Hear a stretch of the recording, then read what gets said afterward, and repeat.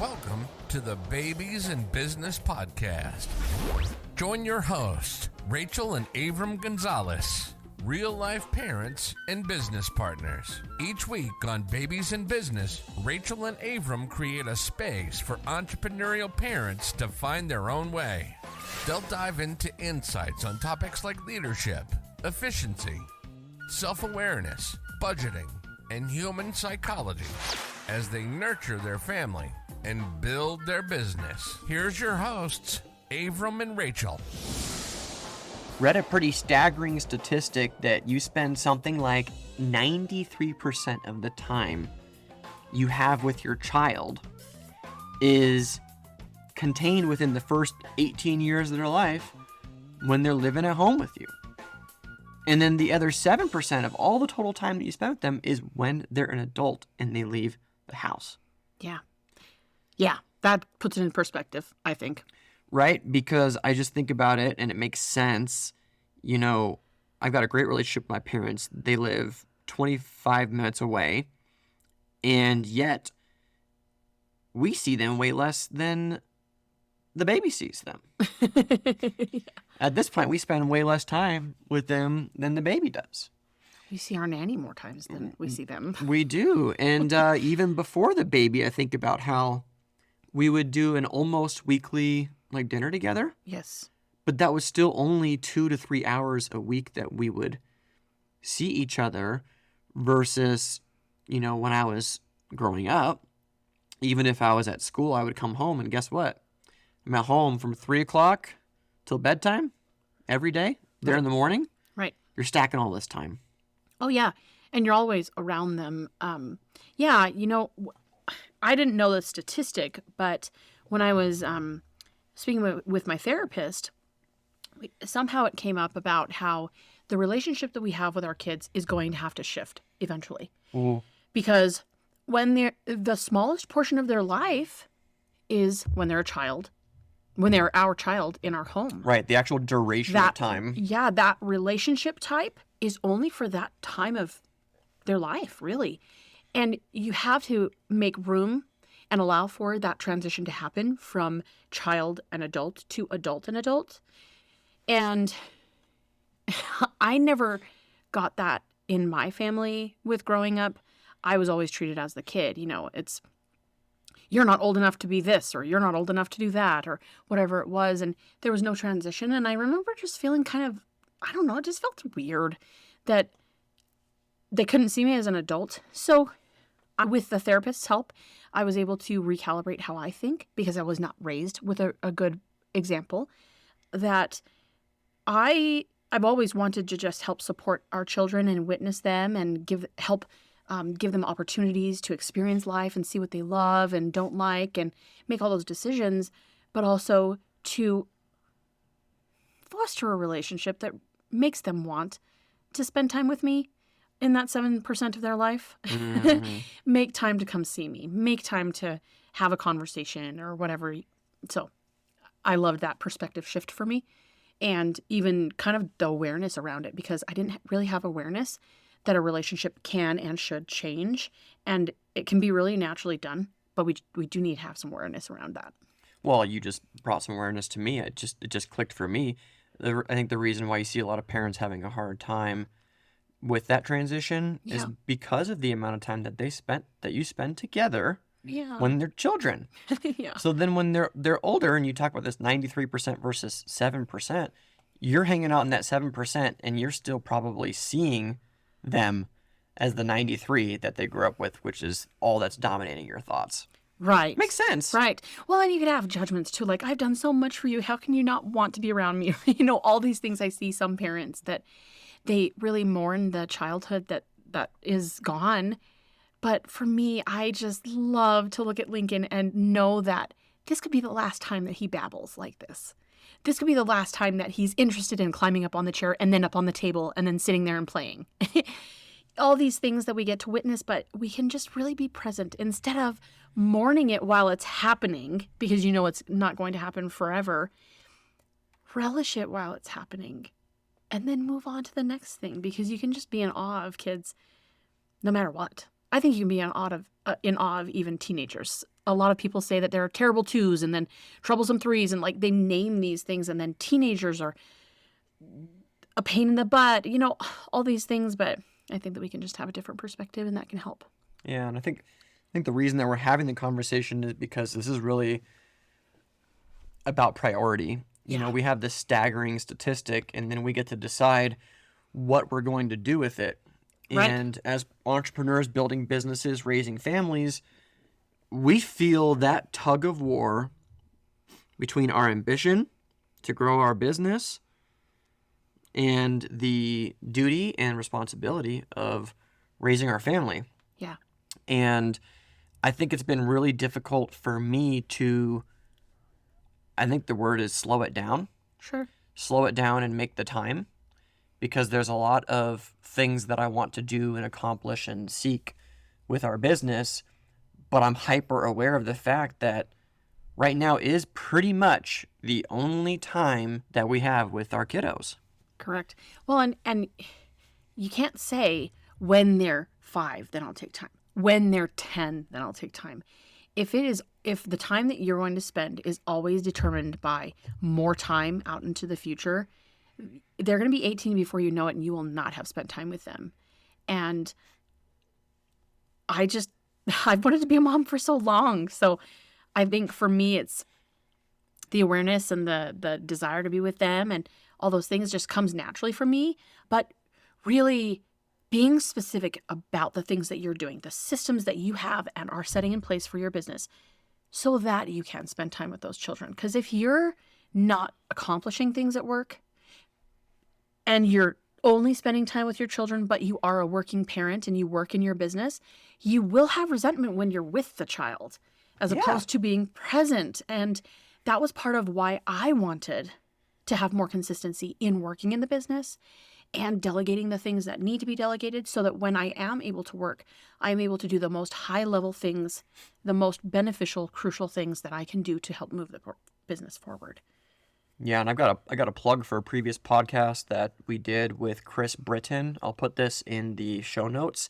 Really diving deep, especially in regards to motherhood and the push-pull between the business and the home, and how to be more present versus caught up in the other world when you're in one versus the other. Just a really great conversation. I'll plug it in the show notes. I think you make a great point, Rachel. If you're in the business every day and you're not making forward progress, and you're just pushing that timeline out for your kid that you're going to spend time with them, it's just never going to work. I think really what you have to do as a business owner is grow up. Yeah. If it's been years of you grinding out 10 plus, 12 plus hour days, you're doing something wrong. Yeah.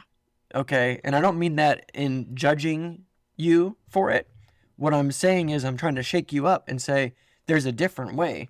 Right. And what you're refusing to do is create, like Rachel said, systems, processes, things that you can put in place to delegate to a team member. The only way that you're going to get more time in the house is if you learn how to delegate things in your business. Right. So that you're not the roadblock, or you're not always the person that's putting out the fires. Wouldn't it be great if somebody else in your team could put out 50% of them? Yeah, well, I think it takes us back. I know that we mentioned this in a podcast before, something about clockwork, where when you start your business as an entrepreneur, you're wearing all of the hats, period. That is how it starts. That's how you get something off the ground, because this is your vision, this is your baby, you want to move it, and you start doing something. So you're doing everything. There comes a point where there is a real need for transition into getting someone else to come in and help you with these things. You start with the things that you hate, because there are people out there that love them. And having the mindset. So something that changed for us when we went through clockwork was just mindset shifts. It was so incredibly important and crucial for us to understand more about this. And that mindset was, if you think you can do it better than anybody else and you are the only one that can do it, it became really, really clear you are not. So if you are doing 10 different roles and you're doing them, we'll just say 10% because we'll use 100% of your energy, your time. Yep. So you're putting 10% towards every single one of these tasks. would it be accurate to say that if you hired somebody to come in and take one of those roles and that was the only responsibility they had, and they were able to do it 100% just based off of percentages, who did it better?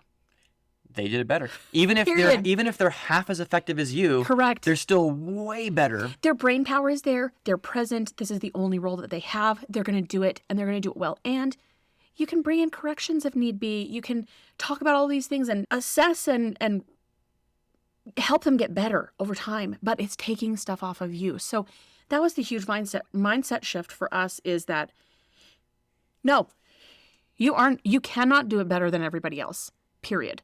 If you're doing more than one role, which you are, hate to break it to you, I'll raise my hand. I still am. So being willing to say, what is the next thing that I would like to get off of my plate? And being willing to make that list and stop saying that. And call in the energy of the universe and say, I know that there are people that can help me with this role, people that love this role. I would like to attract those people so that I can take this off of my plate. And then that gives you more time, more energy. You had mentioned, when you're doing something for the business and it's not propelling it forward, what are you doing? So if you could step back, look at what it is that you're doing to actually grow this business and get it where you want it to go instead of stagnate and be where it has been for years, you can feel better about the time that you spend away from your family. And then when you are with your family, then you can be fully there. I've noticed a huge difference feeling like I'm actually accomplishing something instead of just putting out the fires. Yeah. That's all I get to. I'm able to be way more present with Lincoln. And I love that. So learning to delegate and learning that your business is actually going to be better off for delegating. We'll pop some previous episodes in the show notes so that you can dive deeper into that. Time is a really terrible excuse to say, I don't have the time. I'm so busy in my business. It's a really terrible excuse to be away from your family during times when you after hours. Listen, we can only be so productive during the day. Right. I think really we've only got 3 to 5 productive hours when it comes to mental stuff in a day. So if we're talking about 12-hour days and stuff like that, you're not productive. No. It just means that you're just spinning your wheels. You're really. just probably being a control freak. You're being stubborn. You're not willing to give things up. You're not willing to train people up. You've got some baggage like Rachel shared that you're not even aware of. Right. Mindset that's not allowing you to grow. The big focus has to be, how can I replace myself? Yep. And the more that you can replace yourself and build things to support that role that you're going to exit and give to somebody else, that equals progress. Slamming in more deals, finishing more jobs, killing more projects, working more time does not move the business forward like replacing yourself in your role. Right. That has to be the focus. Right. So I think in order to make the most of this time that your kids are at home with you, is doing exactly that. You have to simplify your business. You have to delegate the things that you can delegate and build for. Otherwise, you will never have the time. Right. Now, Rachel, I have some questions for you. Yeah. When it comes to, so now we have the time. Yeah. You and I have built this business in this life that we have the time. It sure doesn't feel like it most days. Okay. But we do have the ability now, and it's been this for, I think, over a month.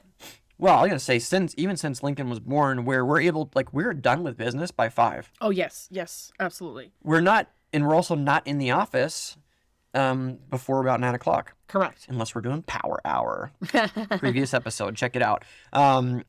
We have on and off times. So I'm curious about you. What are some things that, you see that we've done successfully that allow us to have that time that's present with our son Lincoln, also with each other here at home? Yeah. I just think there's so much power in the questions that you can ask. Yesterday was a perfect example. We had scheduled on Monday our whole week. Sure. And then yesterday we decided that doesn't actually work for us. And we asked the question, what is going to make us feel energetically better about the week? So we actually swapped stuff from the next day into the day yesterday, and we really got so much done. I think there's so many different things that help us be present, but keeping in mind your priorities there are some priorities that never change. That's why it's a priority. Priorities of growing your business, working less, not putting more stuff on your plate, Avram, because you have so many things going on that we have to make sure that when we say yes to something, it's not saying yes to putting you to work more. So finding ways that we can alleviate you. But what we did yesterday was we just asked a really great question. Does this schedule work for us? And what would we like to swap into the day to help us get the energy? And both of us, at the end of the day, it just felt like we had, you mentioned it already felt like Wednesday. And that was the day after the day we were in, because we had accomplished so much. So there's a couple of things, like priority is so, so, so important when you get your time back. Because if you can spend whatever time you have allotted for work that day on the things that are going to help you meet your goals, that are priority, you get to go into the time with your family feeling motivated and energetic and less tired and less worn out. And then you have more time to go and do whatever it is that your children want to do and be really present with them. And they get to feel that. Yeah. You were done by 1:30 or 2. Yes. And then I took a break with you guys when the baby got up. Right. And then I came out to the office garage and cranked out another hour and a half, and then came in, and you were in great spirits. The baby was in great spirits. We were able to cook dinner together, finish all of that. I put him to bed. Yeah. The only days typically that I don't put the baby to bed are the days when Rachel's gone all day. Right. Because I want to spend a little bit She more wants to time spend with him. some time with him, and maybe she only saw him in the morning a little bit. That's kind of how we do it. It's like that's one way that I get some extra time with him is around bedtime, because I'm typically putting in a couple more hours a day with the business. So that after hours time is big for us. Right. We're really good about not having our cell phones all the time. The baby makes that a big thing, right? He wants to look at whatever's on the cell phone. So it's a pretty basic rule for us that cell phones are just out of sight. You know, that helps us be more present with him too. Well, and just making those specific times that when you're with him, these things happen. Maybe your phone is away and you don't have it with you. Or maybe it's at dinner time and it's specific and everyone's together. Or maybe it's in the morning and you have these different rituals that can be consistent. Yeah, well, we have a consistent ritual. One person goes to the gym each morning. The other person is at home to wake up with the baby and, start the day with him. Yeah. And it's almost 2 hours before, other person comes home. And that's very dedicated one-on-one time with our son. And just making it, and it can be something like we're washing dishes and he's having personal playtime. He's all by himself playing, and that's so good for him. But having those consistent times. So finding out what works to give you that peace so that you can be present is what we're inviting you to do. Yeah. It's not about what we do and mirroring what someone else does or thinking that you need to do all these different things and it has to be this massive grand gesture. No, consistency is what kids want. They don't need this huge, big show of anything. They just need consistency every day. And they need mom and dad to turn the business off and just be with them when they're with them. Maybe that's the big point here. Yeah. And your goals, the big ones, look, in a way, they can wait, and they kind of have to wait. Yeah. If having a strong relationship with your child is important to you, right, you have to do it now, because guess what? You have no ability to make up for it at the back end like you can on the front end. Right. And I think about movies. There was a movie recently that we watched that talks about how they just never had a relationship with their parents and the dad was never there. And I just think how sad that is for a kid to say that, and about the person that can be the most present in their life. So I really appreciate the time that we have to look at our business, see what's working. It serves our personal goals and it serves our business, can help us meet our business goals. But just staying on top of what does and does not work and really making the time for the things that matter. There's time in the business and there's time personal, and really keeping those separate can really, really help. So I'd love to hear from you. I'm going to turn it over to you, Mr. and Mrs. Listener. what's something that you're doing right now that helps you be more present with your children at home while you're still running a business? Yeah. Love to hear that. Find us on social media. We're going to be posting some of these questions on there for you to interact with. Join the community at Babies and Biz Pod. You can find us on Facebook, Instagram, TikTok, YouTube, all those good places. And I'd love to hear from you. Yeah, what's that thing that you're doing that's helping you be more present with your kids while you're building a business? All right, that's it from us, Avram and Rachel here at the Babies in Business podcast. We're still looking for those 5-star reviews on Apple Podcasts. So go over there, drop a comment, leave a testimonial, let people know what they're missing out on the Babies in Business podcast. With that, we appreciate you for listening in today. We'll catch you in the next one. Bye for now. Thanks for tuning in to this week's episode of the Babies in Business podcast. Who do you know that would benefit from hearing this episode? Share it with them and post about it on social media. You can find the show notes for this episode, free downloads, and connect with the rest of the community at babiesandbiz.com. We'll see you next time.